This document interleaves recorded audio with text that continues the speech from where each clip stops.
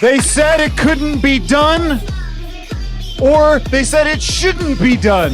And we told them to go fuck themselves. You go straight to hell. You're jealous because you don't have a 60-foot glass bus. When Rob and Paul emailed me and told me that they wanted me to do a bit where I was digging a shallow grave with a dead body. What the hell is she doing? I'm gonna call the cops. We're gonna straight. I told them that I've already got the body. Let me know where and when, and I'll be there. Hey, you put a knife on the bus. You guys have the murder weapon. I'm gonna take a picture of it and I'll put it on Instagram. Paul, don't smile for that picture. They ended up not using my dead body that I have. So I put that in my garage, and then I came here and just banged it out. Let's do it!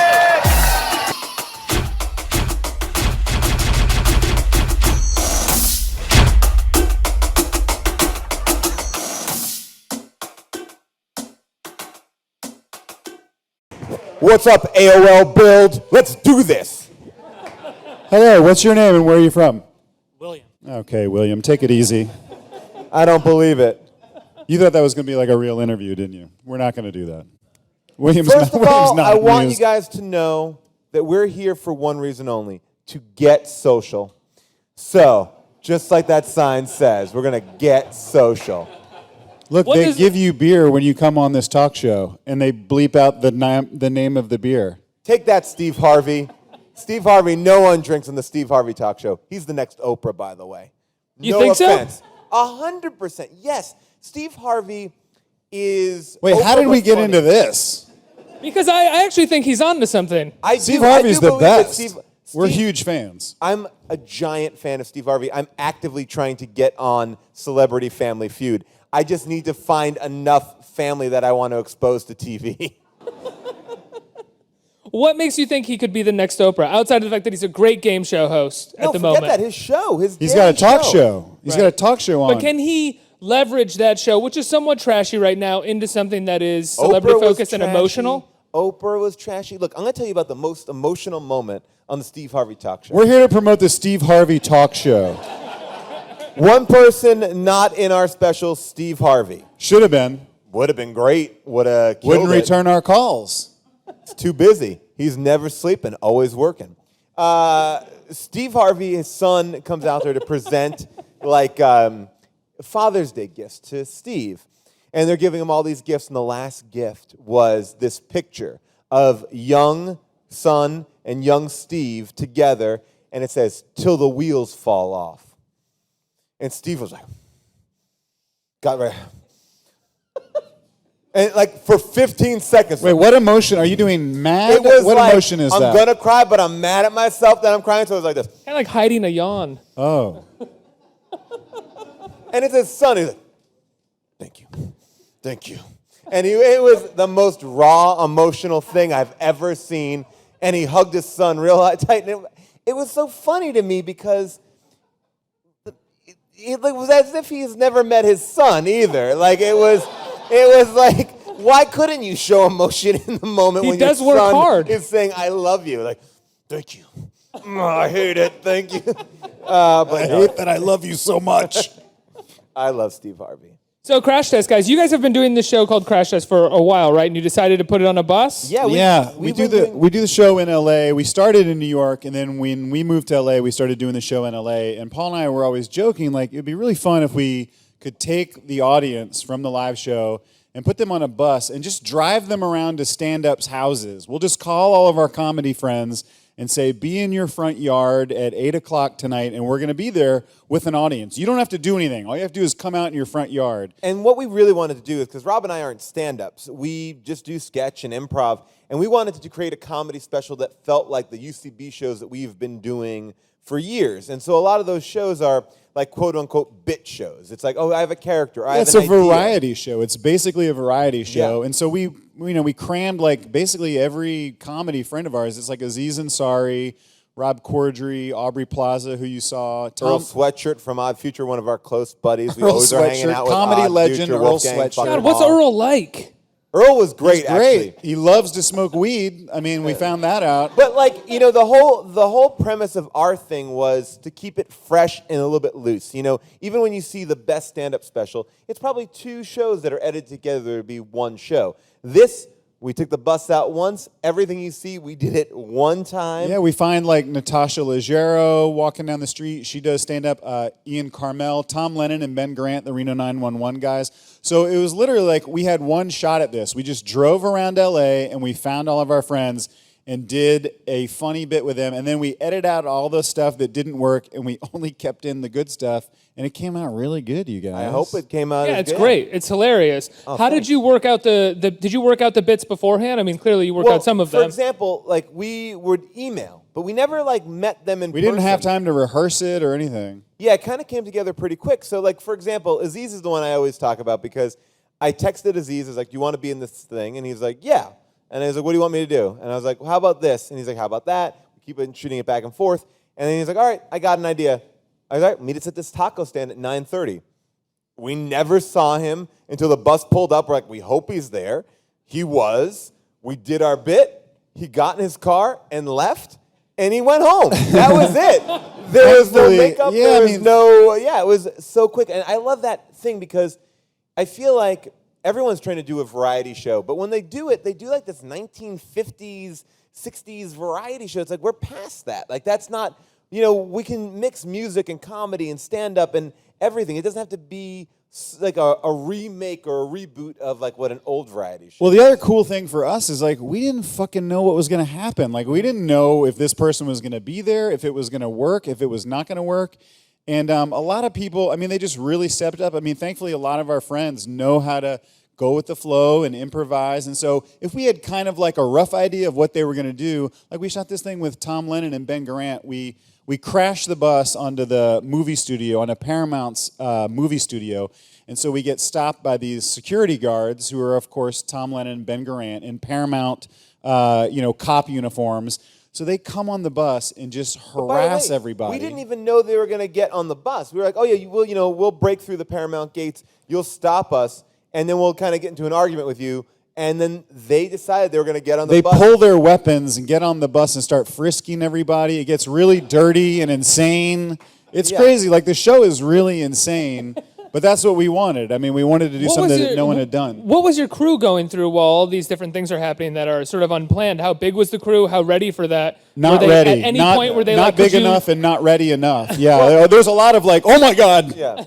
Trying to. You know, like we only had the bus to shoot for one day. So earlier in the day before we started shooting the actual special, we outfitted the bus with all these cameras. There's a lot of stuff that we missed just simply because, how would we know that we would need a camera on a valet that was on a certain street that we had an interaction with? Like, we started doing this bit with this valet in the street, but there was no The whole bus was chanting, like, tip him more, tip him more. And then the person paying for the valet was like, here's a bunch of money because I'm getting yelled at by the bus. We had no coverage of it. So we did lose a couple of moments like that, but to keep it the way that we wanted to keep it, we couldn't plan it all. And I feel like, so for the moments that we lost, we gained moments too that we would never have known that we would have gotten. My favorite moment of the special or of the show is when you send out a guy onto the street who doesn't. He's not a comedian. He's not a sketch person. You just start telling him what to say to people. Yeah. And why didn't he just say no at any point? Why I did don't he know. go This through guy is everything just fearless. you said him? We just took a random audience person like yourself, and we gave them like a little earpiece, and we sent them out on the street. And so we're like, the bus was parked around the corner, and this guy's walking down Hollywood Boulevard just stopping people. And Hollywood Boulevard, just so you know, it's like Times Square out here. It's like a bunch of crazy people. It's all crazy people dressed as Spider-Man. It's like alcoholic Batman and whatever. So this guy who we didn't know from the audience goes out, and we're just telling him like weird, random things to say to people. Can I smell your hair? Do you need a back rub? How about a hand job? Just weird stuff. And one of my favorite bits, I don't even remember if it's in the special, but he went up to these two tourists. And he's like, I got a new phone. It's so tiny. And he was like this, like just with his fingers. and it was like and people were looking at him and going up to other people going, hey, Mom, hey, Dad, can I come home now? and People were interacting, and our original plan was that we were going to do that with like 6 or 7 people. We're like, oh, we'll just find a good person. He was the first person we picked, the only person we picked. It was so good. This kid just hit it out of the park. So we shot that and we're like, well, we got that bit. Let's keep going. Let's Yeah. keep going, you know. But, for us, Crash Test, the show, which we do at UCB, which started back in 2005, has always had like a stunt element to it. We've done shows where we've taken people and made them go out on dates during the show and sent cameras out and videotaped their dates. One time we even went to the Scientology Center and got pulled into that organization and came back to report That went our over findings. great. They've got a great sense of humor. But Tell us more about that. No, that's all right. Legally, that's all right. No, David Miscavige is a close personal friend. He's a great and guy. Shelley's lovely. We just saw Mad Max Fury Road the other night. People I know say they don't see her a lot, but she's lovely. But yes, we always try to do fun stuff with our show. We never wanted our show to be a straight stand-up show. And as a matter of fact, when you come to see our live show, it's a lot of interacting with the crowd. We just think it's more fun to make it a really interactive experience. One of the bits that we did in the show one time was Adam Pally from Happy Endings, and he came out as Bernie Madoff's son. And he said, look, my dad made some mistakes. I'm different. However, I do have a new business venture, and I would love to collect some money for you. And he went through the crowd and collected money. He got over $200 from the crowd and then left. Just left the stage. Yeah, they thought oh, this is a funny sketch. We'll see where this goes. And then he just left. People were freaking out, and then he left, and he was so mad. But we Not a funny bit, but a memorable bit. So, that's the kind of stuff that we always are attracted to, and that, to me, is the UCB mentality. And I think improv doesn't always translate to TV. I think there's something really great about improv on stage, but this is a way to kind of combine a lot of different elements and make it into one kind of special. Where did you get this bus? Did you outfit it specifically for this? Or No, well, it's actually crazily enough. Is that a word? It came from New York. It's those. There's a couple of them in Times Square, and Scheer was The here. Ride. Yeah, it's called The Ride, and you can go on it, and it just goes around Times Square, and I think, they have street performers at different places. They do a really nice show where It's it's like a people family-friendly- dancing and rapping, yeah. and we do a show about finger banging and dead bodies. Not combined. You would No. never combine those two topics. But by the way, if you're be going to offensive. finger bang someone, no, that's let's not. very, Let's keep all going. right, Let's all keep right. going. But when we saw that bus, basically, this is a very low budget special in the sense that Paramount was really cool to get behind this, and Ben Stiller's. But we didn't have millions of dollars. Basically, our budget was spent on getting this bus from New York all of to the LA. money, was can you please drive the bus from New York to LA? And meanwhile, people were telling us, just do the special in New York. And we were like, no, we want to do it in LA because we just thought it would be, funnier in the depressing nature of it. New York is cool. Going around, the side streets of LA is a LA little is bit more bleak. dark. LA Yeah. is super bleak if you've never been there. Don't go there. Yeah, what are you also, gonna, don't go there. Pull up outside someone's West Village apartment? That's going to look kind of cool. Yeah. Exactly. It's going to look like you're in Sex and the City. This is more like the Jungle Cruise at Disneyland if it got super dark, really dark. But we missed the opportunity. What I'm mad about is that we missed the opportunity to cover the actual drive across the country, because that would be a weird documentary. It's an all glass bus where the seats face the sidewalk. So there's a weird bus driver that drove that aquarium across America, getting weird looks from people. He was having a great time because he's normally he has to do a very safe, tourist-friendly New York City show, and then he was like, well, you guys are crazy. What are you guys going to do next? Because he's just driving around, and all of a sudden, Aubrey's bearing a dead body. We're getting, yelled at by a dude at a taco stand because we're critiquing his order. Yeah, we're fighting with people in traffic. Not a lot of people are welcoming to a giant glass tube taking up their parking space. Yeah. There are a lot of angry people. Did you get not in trouble, but did you get in any actual fights with anybody? Did anyone actually get upset with you? Well, yeah. This taco guy was a perfect example. We were in front of this taco place, and there was a guy minding his own business. And by the way, I'm on the side of the guy, not myself. I was the dick in this situation, but it's still funny. He was making his tacos, like, sir, what are you putting on your tacos? Ignored us.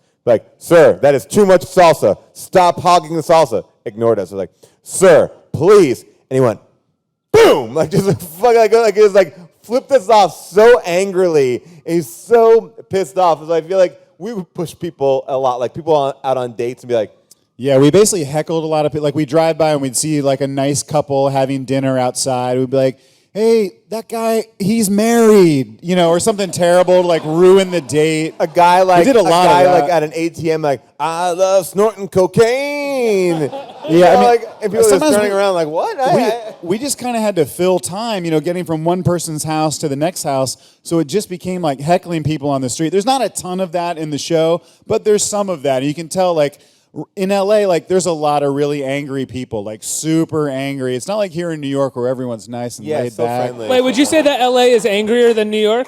I think so. I think LA is pretty Because angry. New York is the one that has the reputation for having. No, but you don't get it. In LA, people move to LA because they all think they're going to be famous. Everyone in LA thinks that they deserve to be famous, and they've deserved to be famous for like 10 years. So they're so mad that their dreams have been crushed that everyone gets out of their cars to fight all the time. Like, you Everyone pull up that- to a stoplight and you just get out of your car and you're just like, what?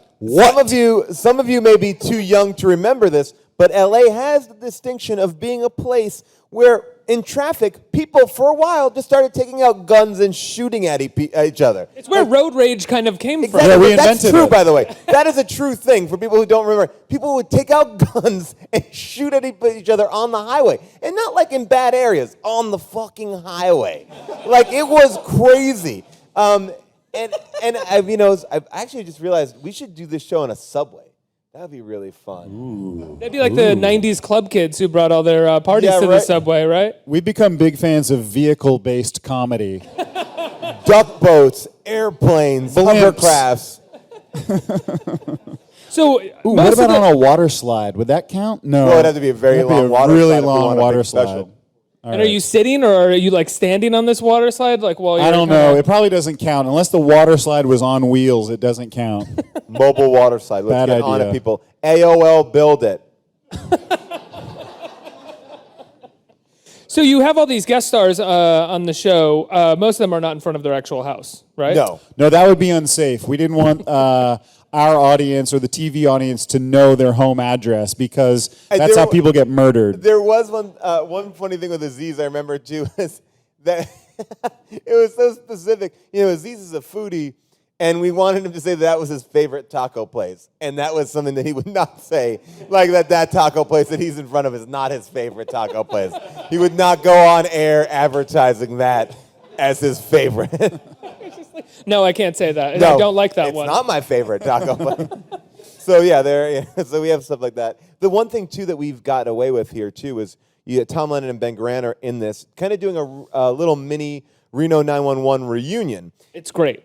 They're so funny. I think Yes. they're amazing, but we did it just enough so we can't get sued. You notice that we never said their names, their Reno 911 names. We can't call it Reno 911 because Comedy Central owns that. So we just sort of go like, oh, it's the sheriff from It's the Northern Paramount California police star. or Nevada, wherever Reno is. So Paramount put this up, and you guys crashed the Paramount lot basically, but you don't necessarily trash it. But they're driving the golf cart into the fountain, I think, too, right? Yeah, we didn't know they were going to do that when they, that we outfitted them with their own golf cart with their like a security guard on the lot, and we didn't know that they were going to act like assholes. So they just like drove it into the side of the bus, and we're like ramming the bus, and then at the end of it, the cart is like stalled, so Tom gets out to push it. And then all of a sudden it starts up, and it's like they almost crash into this famous fountain. And We are the first and last special to ever shoot on the Paramount. no, lot. they did not like us at all. I That's wanted what I'm to wondering. Yeah. No, Yeah, no, well, no. I do a show also called Hot Wives of Las Vegas, and we also produced by Paramount, the same exact people. And for our second season, I was like, hey, we got the Crash Test bus to go on the Paramount lot. Can we just do like a quick scene with the Hot Wives? Like, no, No, fuck never no, again. fuck no. Never again are we allowing anyone on the lot. But, even Dan Harmon actually played a part in the special because we shot on the community stages, or at least in front of the community stage. But just to get that door open to the community stage, we had to like get approval from Dan, get approval from everything. So Dan Harmon really did help us out. Even though Shout we out got to on Dan screen. Harmon. Shout out to Dan. And that's where Jack comes out, right in front of the Exactly, yeah. community stage, Yeah, right? Jack what made McBrayer. you choose to put Jack in front of the community stage there? Well, it was- that was the only stage we could open. It was the only place we had permission to shoot in front of. We shot this bit with Jack McBrayer, who everyone loves from 30 Rock. And but it's very random because we're at that point in the night, it's like late at night, and we're on the back lot of Paramount.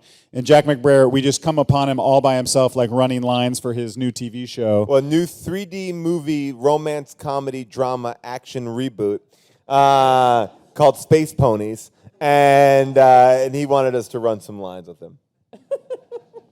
You guys have Crash Test, you have Transparent, you have your podcast, plus you have Fresh Off the Boat, plus you have Hot Wives.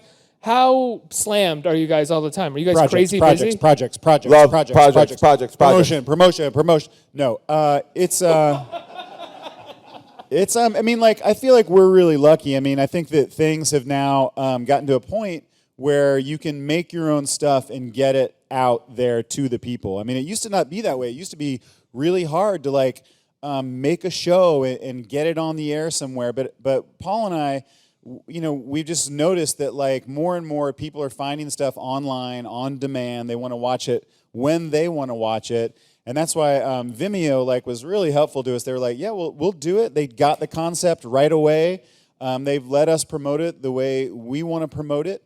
They never gave us any notes creatively about anything. So it's just been really cool for us to sort of like be on that new platform and sort of as things start to open up, just creatively to have all these new angles, you know, like you said, there's like Amazon and Netflix and Hulu and all these things, and like we want to be a part of all that. And to talk to you, like, yeah, there are a lot of projects. The benefit of doing things like this is this probably was about a week or two of prep and one night of shooting. And so then you can go back to things like on a given week, I'm going in between the league and Fresh Off the Boat, and I'm editing, other things like so you just kind of find balance because not everything takes up all the time. Like the league takes up only 12 weeks out of the entire year. Hot Wives is 12 days. You know, we shoot 7 episodes in 12 days. Last year we shot 7 episodes in 7 days. So things go by quicker, you know. So it's not like you're committed on a network show where you might start work in July and end in May. Like we can have these like short little blips. So you can do a lot more in a year. Yeah, you just make way less money. Way less money. Oh, wouldn't it be nice to be making that Big Bang Wouldn't it be money. nice to be on the Big Bang Theory? Oh, cash those checks. You show up on like a drive those Tuesday, electric cars. you rehearse, Get me for a 15 Tesla. minutes, you shoot it, and you get $50 million. Buzzinga. I almost forgot too. Like the great Lance Bangs directs this as Yeah. well. How did you get Lance Lance Bangs- involved? If you guys don't know Lance Bangs, I mean, you can talk about who he Well, is. He's Lance Bangs incredible. is amazing. He's a kind of a rock and roll documentarian. Also is hooked up with the Jackass crew, most notably, and recently he does Meltdown on Comedy Central. Just a really cool guy who has always been in the more punk rock, scene, if you will. Like, If you've seen the Jackass movies, he's always the guy with the visor and the big gray hair throwing up Exactly. off camera. Same thing in And I like in remember- LCD Sound Systems movie. He's always there, like kind of shooting it too. Like, yeah, I mean, he just seemed like the right guy for the job. We told him that it was gonna look. We're gonna get one shot at this. We don't want to miss anything. It's going to be insane. We don't know what's going to happen. And he was like, yeah, I get it. I do it all the time. One night I was talking to him about this Nirvana documentary that I had seen. I was like, oh, it's so cool. He's like, oh, yeah, I shot that. It's just, he's just got a really amazing history. And right now he's like really entrenched with the Odd Future guys. So it's fun. He was an interesting choice to kind of bring in here because I think he's unfazed. He's seen everything. Look, when you watch people shit out of their ass in slow motion for Jackass, you can handle a crash test bus, Rob, I have to ask you, I've interviewed Jay Duplass, and he said, out of all the stuff that he's done, Transparent, he's approached on the streets all the time. People approach him and say, that show has saved my life. It's opened me up to new ideas. Do you get that as well with that show? Well, first of all, shout out to Jay. I mean, he's so good. This guy, Jay, you may know Mark Duplass from the league, but his brother Jay. A lot of people tell me the league changed their life too. But Jay will say he's not an actor; he's a director. But then when you watch Transparent, like he's so good. He's just like he's such a good actor. I guess just from directing, he knows how to, he knows what he's doing. But Yeah, I mean, he has a bigger part in the show than I do. I mean, I feel like very privileged to be a part of the show, and especially that show has blown up, and it's at this point in time where the culture is starting to talk about trans people in a way that they have not talked about them before, and I think people are really opening their eyes and like, oh, yeah. I mean, people in Middle America, certainly in New York and L.A., it's one thing, but in the rest of the country, like, it's hard for trans people, so. No, it's a shame. It's a shame though that it has to live in Alpha House's shadow. Because I mean, people just go to Amazon to watch Alpha House with John Goodman, and I love that Scheer is going to slam Alpha. We're going to go after Alpha House. No, I wish I could remember the name of that crime show that's on now too. Bosch. Yes, Bosch. Yeah, Is it Bosch or Bosch? I don't know. But the mighty Bosch. This show has been certainly my experience on the show has been unlike any other. I mean, the show is like funny, but also sad and like super real, and just good writing and good directing. And yeah, I mean, no. To answer your question, no, people don't come up to me and go, "Oh, you saved my life." But I mean, I do think that people are like, "Oh, this is a show that has opened up my eyes a little bit," and that's all they want. They just want people to open up the conversation a little bit. It's so rare that you have a show as good as Transparent, because it not only is a good show, but it's bringing an issue to light that I feel like is very like that's a rare thing, where you have a chance to. Yeah, the smart thing about it too is like if you haven't seen the show is not all about this trans character. It's really just about this family. It's not preachy in any way. Not at all. Yeah. Not at all. And the show's super funny and super good. I think some people who haven't seen it are like, well, that's not for me. I'm not, I don't understand the trans thing. It's really just about this family, and the children in this family are so entertaining and so fucked up that the trans character, Jeffrey Tambor's character, is the most grounded, most centered character. And it's brilliant. I mean, but it's so. I mean, and I think that now Amazon. I think the other shows are feeling the heat, and Bosch is going to be a trans character now. Everybody on all the other Amazon shows are now. They have to have a Bosch trans is character. going full trans Bosch. As is Alpha House. And I think we have some time for questions. Does anyone have some questions about Crash Test? Hi. So you both act and write and produce, and you're drink beer. Drink beer, we and love go to beer. bars and go on buses. But you were talking about how crazy it is, your lifestyle. But how do you manage, and what is your favorite thing to do? Ooh. I'm gonna go with a very sentimental answer. oh, brother. And go. Actually, have found it easier and somewhat harder since I've had a kid. I've had a kid in the last year. Oh, don't fucking talk down to me. And when you open your life to that kind of love, Rob, it's kind of interesting because before having a child, like I think I wouldn't put boundaries on anything. I would just work really late, and I would kind of like abuse myself on that level. And now I think I make family time a little bit more of a priority. Like I wake up and I hang out with my kid before I go to work, and if he's up, and then at night the same thing. So I kind of put limits on work. So now I'm kind of compacting all my work. What does your son do during the day? You make it sound like he lives in a little chamber. Well, I'm not there a lot of the time. So you just put him in a dog cage and you say, "I'll be back." First of all, it's not a dog cage; it's a kennel. And sounds like a dog cage. No, it's a kennel. It's plastic. And no, but I think so. For me, lately, it's just been like spending like family time has been great, but it's also helped me kind of adjust and kind of. I still do everything that I was doing, but now I just kind of have more set parameters on it, and I feel better for it, I think. I don't think I knew how to monitor my time as good. My answer is because I don't have children, I don't know how to manage my time, and I'm an awful person. Well, speaking of family, this is kind of like a deep cut story for you, but I heard you talking about it on a podcast a while back. When a cop told you to buy a gun to protect your wife, right? Yeah, that's L.A. I'm telling you, that's L.A. That's why you don't want to move to L.A. Tell him what the cop did with his gun. Yeah, that was the thing, yeah. First of all, I'll back up. I'll try to make this a short story. Scheer and I were doing Crash Test. This ties into Crash Test. Oh, man. And I thought it would be really funny. My wife happened to call me when we were on stage doing the show. So my phone was vibrating, and I thought, oh, this will be really funny. I'll take the call on stage and just see what she wants. Well, our show's late at night. It was like 12:30 at night. So I pick up, and I'm like, hey, babe. And she's like, oh my God, right now, I'm really scared. Someone's pounding on our front door. And I was like, Well, no, first of all, you open this show and you open the phone and you're like, hey, babe, we're on stage right now. And she's like, click. That was it. Like she is. Like, oh, yeah. So then I had to run off stage, call her. She was freaked out because someone was not in our house, but at our front door, just some drunk guy banging on our door. Again, don't ever take a call from your wife when she's freaked out on stage at a comedy show. Don't do that, you guys. If you ever have the opportunity, don't do that. So of course, I sped home. We called the police, and the police came. So then the cops come, and the cops in L.A. I mean, you watch the news, you know what's going on. They're weirdos. They're a bunch of weirdos.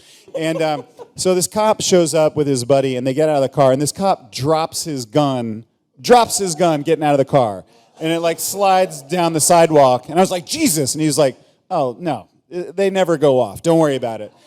So he looks around. Only when they're aimed at innocent people. Yeah, only when they're aimed at innocent people. So he looks around our house and he's like, it was probably just like a drunk guy. Don't worry about it. My advice, you guys should get guns. I tell everyone in LA, get a gun. I was like, what are you talking about? It's like, I'm telling you, everybody should have a gun. So that's the advice that the cops give in LA. If we're all armed, cool. Hopefully no one in LA who's come into contact with him has listened. Well, that's what makes Rush Hour so fun. He's like, everybody should have a gun because then I can kill them. Guys, getting political here, getting real political. Trump, 2016. When you were talking about the LAPD being really weird, I suddenly imagined like a group of cops in LA like rewatching you saying that over and over again. And be like, we got to find that guy. Yeah, they're going to find, now they're never going to help me out. Oh, boy. Next question in the audience. Hi there. Hi. So you guys both came up from UCB, which gave us so many successful comedians. How do you think that UCB influences comedians' careers? I always talk about UCB as being, it's this interesting place because unlike Second City, it's not about creating a main stage show or being like, these are our performers, our groundlings or whatever. UCB is like a DIY community. It's like, here's a place, you put on your own show, you promote your own show, you make your own flyers, you make your own costumes, you do it. Like, it's giving you all the power. And for me, that's been amazing because I've approached everything like that. I think it made me a producer because I'm like, okay, well, I want to do this show. I know how to do it.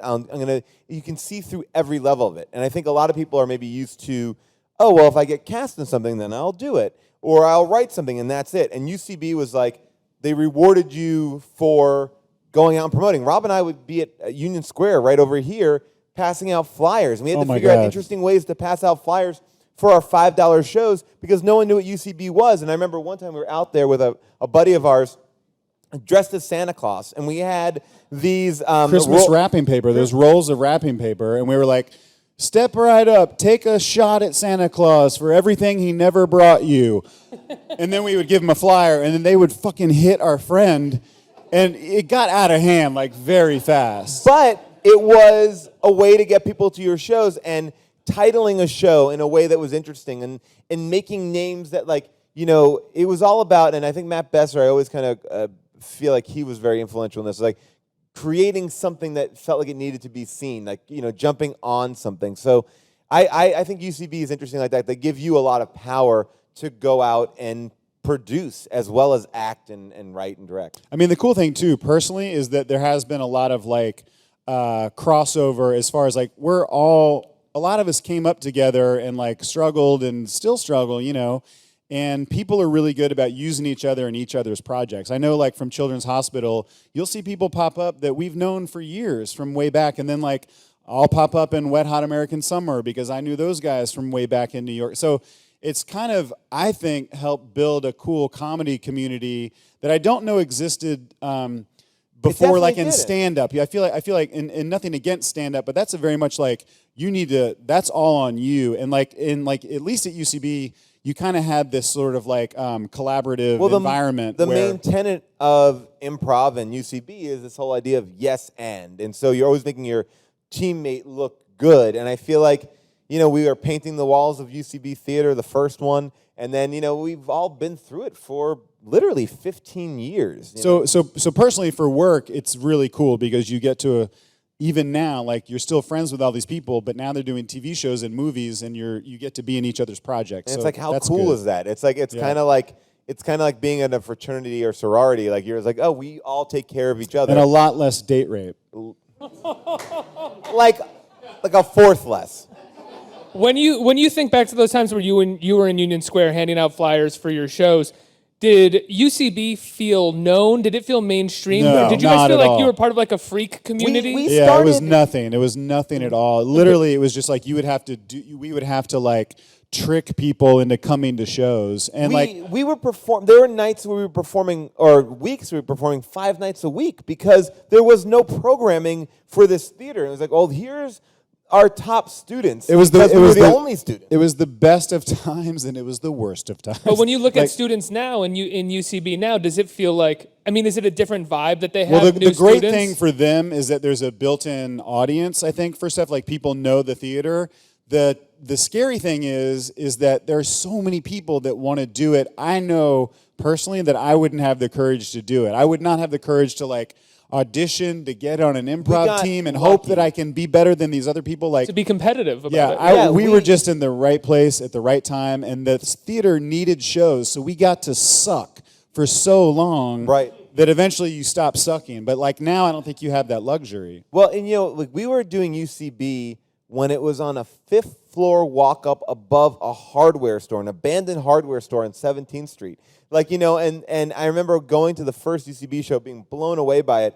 But there was like 7 people in the audience, and then over those years, one of my fondest memories was graduating NYU and running from Carnegie Hall down to UCB to do a Herald. I was so much more psyched about the Herald. I was like, Mom, Dad, you got to come see the Herald. They're like, you just graduated college. I was like, the Herald's so much better than that. Come on, go see that. So like it was like it was our home base, and You should not have gone to college. yeah, probably not. Do you have another question from the audience? Great show, by the way. Can't wait to see it, and thanks. have a few questions. So, Few. what was, Yeah, a few. Who do you think keep you it are? short. What was the craziest experience you had on the show? And is there something coming up next like that? And at the same time, what do you recommend to upcoming comedians along the ways nowadays? Wow. Well, let's Great start question. with the recommend to upcoming comedians. I mean, like, I don't know, everybody says this, but I think it's true. Like, I feel like you just have to get your stuff out there, and I feel like the internet is the fastest and the best way to do it. I know everybody says that, but like, you can fucking do Twitter, Instagram, Tumblr, a blog, like whatever you want. Like if it's good, it's gonna get noticed eventually. Or stolen by the fat Jew. Stolen. Eventually, it'll get stolen by the fat Jew. And that's when you know you made it. But I feel like at least like now you do have this platform that you didn't have before, where you can be a person in the middle of the country. You don't live in New York, you don't live in LA, and you can still get a cool comedy career, become a comedy writer because of the internet. Well, I always say too, and perform or meet up with like-minded people, and that's something that I've always kind of done. It's like, and you are in New York, you are lucky there. But if you're not in New York, you can do it anywhere you want. You can just meet up with people that share a sensibility. Like I think if you want to do stand-up, that's something that you go out by yourself. But if you want to write, perform, like or make films. Like if you want to make films and you're a writer, just fucking hook up with a cool director. I know mean, it's so hard. Like it's really hard to find people, but like eventually you find someone that like shares a visual style or like a sense of humor or something that clicks with you. Well, it's and just like try to make stuff with them. Like, But it's all like making your own thing. and meeting up with like Mark Duplass on The League, like he had a very similar trajectory. It's like he made these movies and they got into Sundance, and then he got into that community. His community is the Sundance community. Our community, I think, is more the comedy, the UCB community. But when you find this community, then all of a sudden doors start to open. So it's just sort of like make your stuff, believe in yourself, and the internet can always shit on you at every given direction. Just keep on moving forward. Don't get discouraged. For the 2 people that say they don't like something, there are hundreds of people out there that will like it. Trump 2016. Trump, 2016. What's the most discouraged you've ever been by something someone said about you? Well, it's hard. I mean, like, you know how it is. I mean, like, listen, anyone says anything bad about you, you read it. Like, I have a thing where, like, I don't ever respond on Twitter because I've never wanted to get into, like, I'm always scared of, like, a battle with someone because you're not going to win. You're always going to look like a lose, dick. even if you win. But, like, I still read everything that everybody, and you can sit there and read, like, nice things about a guest spot I did on the Goldbergs. People were like, oh, that was funny. You that was were funny. so good Thank in you. the Goldbergs. Paul knows I was great on the Goldbergs. How did you time travel back to the 80s? Thank you so much. But you read like one negative thing from like some kid in his mom's basement in like Orlando, and Or you're a like, 40-year-old man in his own basement. yeah, and you're like, fuck, oh fuck, why doesn't this kid like me? Like, who cares? To me, the thing that always drives me crazy is like weird appearance stuff. Like, yes, I'm bald, I have a gap in my teeth. Things I'm aware of. But for people to tweet that at me like, you're bald, like, yeah, I know. I figured that one out. Or like, Can I tell you, I had never noticed. really? Clear hair. So that's always the thing. I'm like, that always like, it drives me. I'm like, if you're going to insult me, at least be a little bit more like, yes, I understand that these are things that I have. But I like, or also people like, hey man, you have a gap in your teeth? Yeah, I'm well aware of it. Like and made a conscious decision not to change it. Like, but it's like it's kind of like the worst level of schoolyard stuff, but you're like an adult and you're having to argue with like a child. That's what I feel like is so frustrating. Like you want to slap that child in the face, but you can't because people will then arrest you. Guys, how can people see Crash Test? Crash Test is available right now on Vimeo.com. Just go to Vimeo.com. And if that's too complicated for you, go to crashtestshow.com. You can get it there. You're going to like it. If you don't like it, come to my house. I'll give you the $3.99 By the way, back. it's $3.99. It's awesome, How guys. can you It's not so like, good. what is That's that? less Come than on. $4. That's less than $4. Rob and I met up with each other and we said, let's do a special for $4. And then we looked at each other and you know what? This audience, this America deserves something cheaper. And we We'll said give them a break. $3.99. $3.99. Guys, thank you so much. Thanks for Thanks, talking to me. Ricky. Thank you so much, Thanks, you everybody.